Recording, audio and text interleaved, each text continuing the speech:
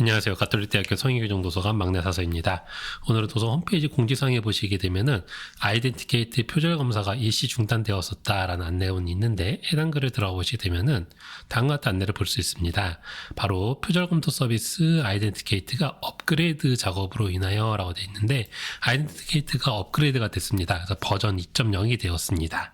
그래서 실제적으로 이제 크게 시스템적으로 변한 것보다는 인터페이스가 좀 크게 변화하게 됐는데 오늘 그 부분들을 좀 같이 안내해 드리도록 하겠습니다. 일단 업그레이드 자체는 완료가 됐어요. 시스템 업그레이드 완료가 됐기 때문에 아이덴티케이트 계정을 이미 신청하셨던 분들의 경우에는 이미 메일을 받으셨을 겁니다. 해당되는 메일이 발신자명이 no reply로 되어 있기 때문에 메일 수신함이랑 스팸 메일함을 좀 함께 확인을 꼭 해주셔야 되시고 받으신 메일은 어떻게 생겼냐면은 바로 이렇게 생겼습니다. 이렇게 와요. no reply로 오기 때문에 이게 잘못된 스팸인가 생각하시지만 뒤에 turninit.com이라고 이렇게 오게 될 거예요. Welcome to Authenticate라는 타이틀과 함께 이렇게 메일이 오게 될 겁니다. 그리고 기본적으로 이름과 함께 기관명이 같이 써 있을 거고요. 여기 보면 Activate your account라는 버튼, 이 버튼 한번 꼭 눌러주셔야 됩니다. 이 버튼을 눌러주셔야지만 사용이 가능하고 이 메일은 30일 동안만 유효하기 때문에 30일이 지난 뒤에 누르시게 되면은 활성화가 되지 않습니다. 그때는 저희 도서관으로 다시 연락을 주시게 되면 되겠고 그러면 저희가 확인하고 관리자가 다시 재승인 처리를 해드릴 수 있게 됩니다. 그리고 이 Activate your account를 누르시게 되면은 비밀번호를 재생성하라고 이렇게 나타나게 될 겁니다. 그럼 비밀번호를 다시 세팅을 하시게 되면은 다음과 같은 화면으로 뜨게 되면서 이렇게 아이덴티케이트 2.0 버전으로 들어오게 됩니다. 그래서 지금 보시게 되는 것처럼 이 URL이 바뀝니다. 성이.turninit.com 이렇게 아이덴티케이트 URL이 바뀌기 때문에 이 URL을 참고를 하시면 되겠습니다. 그래서 그 내용은 바로 여기 아래에도 있지만은 아이덴티케이트 계정 설정 페이지에서 비밀번호 재설정 후 바로 사용이 가능하게끔은 되어 있지만 이 URL이 바뀌었다라는 거 이 부분은 참고하시면 되겠습니다. 자, 이렇게 보시면 되겠고 그럼 바뀐 화면 한번 보도록 할게요.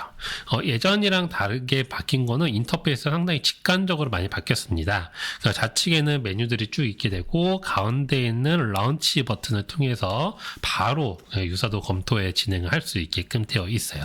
런치 버튼을 누르시게 되면은 이런 화면으로 바로 들어가게 됩니다. 이전에 있었던 폴더를 생성해서 파일을 업로드하던 이 파트로 바로 넘어오게끔 되어 있게 되고요.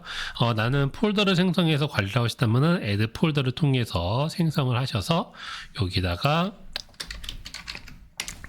확인을 애드를 해주시게 되면 이렇게 폴더 안에다가 입력할 수도 있게 되고 이 상태에서도 업로드를 할 수 있게끔 되어 있습니다. 자, 그럼 제가 한번 업로드를 해보도록 할게요. 업로드 파일을 누르시게 되면은 예전에는 없었던 드래그 앤 드랍으로도 파일을 업로드할 수 있게끔 진행이 됩니다. 그래서 제가 갖고 있는 이 PDF 파일, 이거는 그냥 오픈 어세스 아티클 하나를 그냥 갖고 왔어요. 그래서 이 아티클을 그대로 업로드를 해주게 되면은 해당 타이틀로 파일명이 올라가게 되겠고 그 다음에 이름은 제 이름으로 기재를 해주면 되겠죠. 네, 컨펌을 누르시게 되면은 알고 계시다시피 이제 진행이 됩니다. 그래서 시밀러리티에 관련된 진행은 처음에 이제 프로세싱으로 등장하게 되고 이게 완료가 되게 되면은 이제 숫자로 변하게끔 되어 있어요. 그래서 이렇게 진행을 하게끔 되어 있고 파일을 업로드할 때는 규칙이 있습니다. 그래서 파일 업로드할 때는 파일의 확장자는 PDF나 워드나 그 다음에 압축 파일, ZIP 파일도 올라가게끔 되어 있어요. 다만 파일의 용량이 최대 200MB를 초과할 수는 없게끔 되어 있고, 각 파일은 100MB 미만으로 되어야 됩니다. 그러니까 총 업로드 크기는 200MB 초과가 불가, 각 파일은 100MB 미만. 이렇게 되어 있으면 되겠고, 그 다음에 최대 보고서 길이는 800페이지까지만 가능해요. 그래서 800페이지가 넘는 워드 파일은 이제 올라가지 않는다라는 걸 보시면 되겠습니다. 압축된 파일도 역시나 마찬가지로 200MB를 초과하면 안 되겠고, 100개 이상의 파일을 갖고 있으면 안 되게끔 되어 있습니다. 지원하는 파일 유형은 MS 워드, 그다음에 MS 엑셀, 그다음에 파워포인트, 그다음에 PDF 올라가게끔 되어 있고요. HTML도 올라갑니다. 그다음에 일반 텍스트 파일도 올라가게끔은 되어 있어요. 그래서 그렇게 확인하시면 되겠고 도출까지 걸리는 시간은 대부분은 파일 크기에 따라 다른데 3분에서 최대 한 20분 정도 생각하시면 되겠습니다. 그래서 지금처럼 이렇게 시밀러리티 확인이 되어 있으면은 해당 숫자를 클릭을 하시게 되면은 해당 보고서를 볼 수 있는 페이지로 이동을 하게끔 되어 있습니다. 보고서 페이지도 살짝 좀 바뀐 부분이 있어요. 그래서 이 부분 좀 같이 보여드리도록 할게요. 자, 보시게 되면은 이제 overall similarity는 전반적으로 어느 정도 유사도가 갖고 있는지를 보여주게끔 되어 있는데, 지금은 이미 출간된 아티클을 갖고 왔기 때문에 당연히 이렇게 높게 나타나게 됩니다. 자, 그러면 여기 보시게 되면 매치 그룹스라는 것과 소스라는 두 가지로 이제 나눠지게끔 되어 있어요. 매치 그룹스를 보시게 되면은 이렇게 네 가지의 카테고리를 통해서 보여주고 있게 됩니다. 그래서 요 첫 번째는 지적 인용 표시나 출처 표기가 누락된 경우를 이제 체크를 해주게 되고, missing quotation 같은 경우는 누락 지적 인용이라고 해서 직접 인용해야 하는 것으로 생각되거나 해당 표시가 누락된 경우로 분류를 해주게 됩니다. 그 다음에 missing citation은 타인의 것을 가지고 온 인용이긴 한데 적절한 출처표가 누락된 경우를 이야기를 하게끔 되어 있고, 그 다음에 cited and quoted는 직접 인용 표시와 출처표가 포함되어 있어서 적절한 직접 인용 표시와 출처표가 누락되지 않고 잘 포함된 경우를 의미를 하게 됩니다. 그래서 각각의 카테고리별로 선택을 해주시게 되면은 해당 카테고리별로 이렇게 아이콘이 등장하면서 이게 어떤 식으로 분류가 되었는지를 보여주게끔 되어 있습니다. 그리고 해당되는 부분을 클릭을 하시게 되면은 좌측의 아티클도 이동하게 되고 어떤 부분들이 일치를 하고 있는지를 보여주게 되게끔 되어 있어요.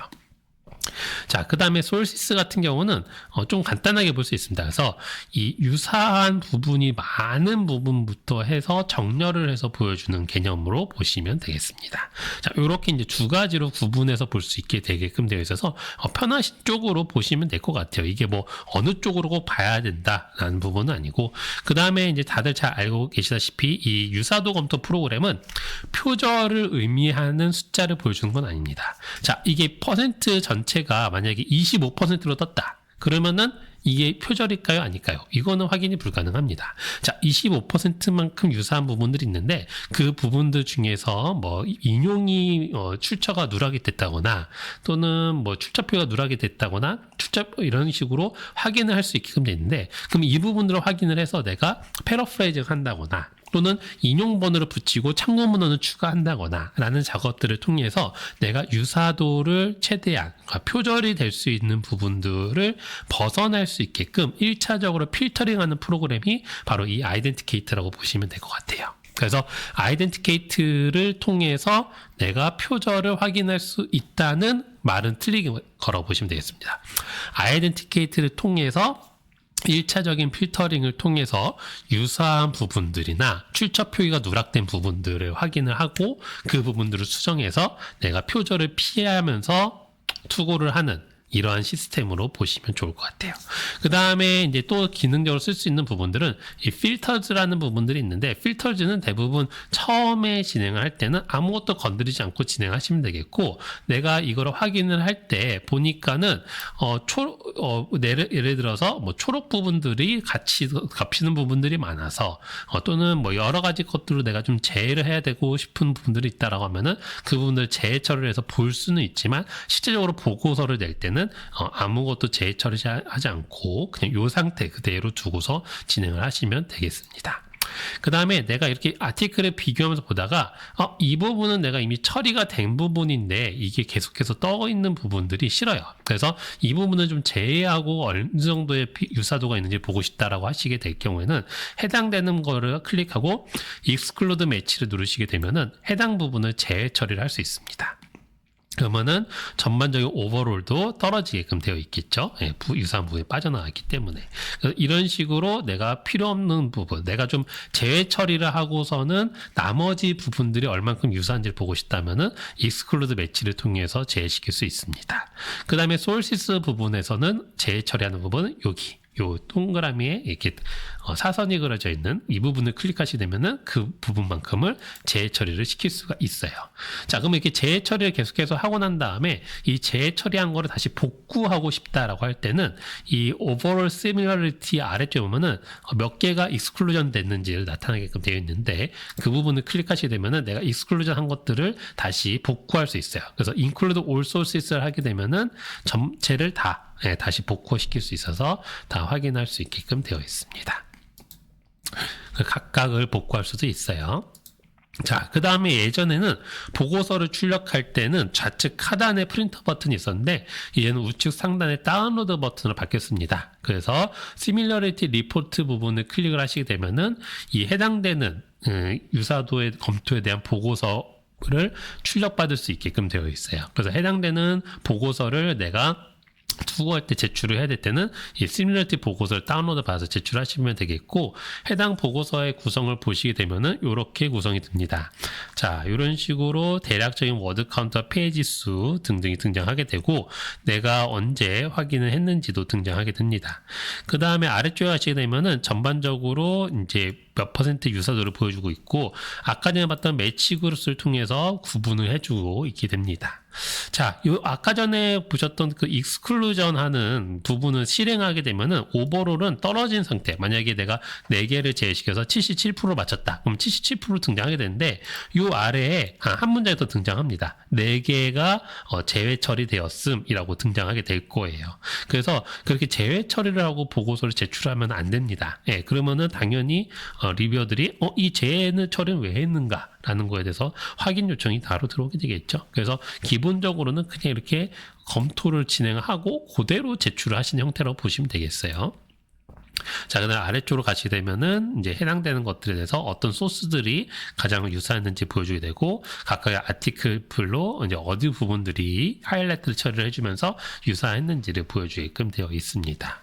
그래서 선생님들이 이제 아이덴티케이트 프로그램을 쓸 때는 항상 1차적으로 먼저 검토를 프로그램에서 실행을 해서 유사도를 확인하고, 유사한 부분들을 매치 그룹이나 소스를 통해서 확인하면서 얘가 이 부분은 인용이 누락됐구나, 또는 이 부분이 너무나 똑같이 문장을 썼구나, 그러면은 패러프레이징을 해야 되겠다, 또는 인용 출처를 달아야 되겠다 하는 작업을 거치신 다음에 다시 문헌을 업로드해서 또 유사도를 확인을 해보시면 좋을 것 같습니다. 그리고 그렇게 정리를 하신 후에 제출을 하시면 되겠죠.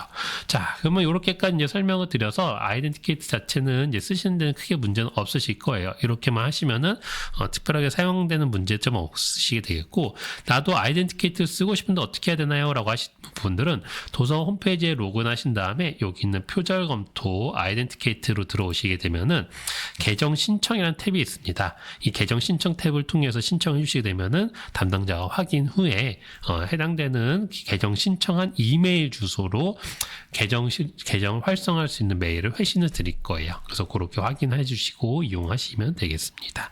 관련된 사항들은 이 안내 사항들을 보시고 진행을 해 주시면 될 것 같아요.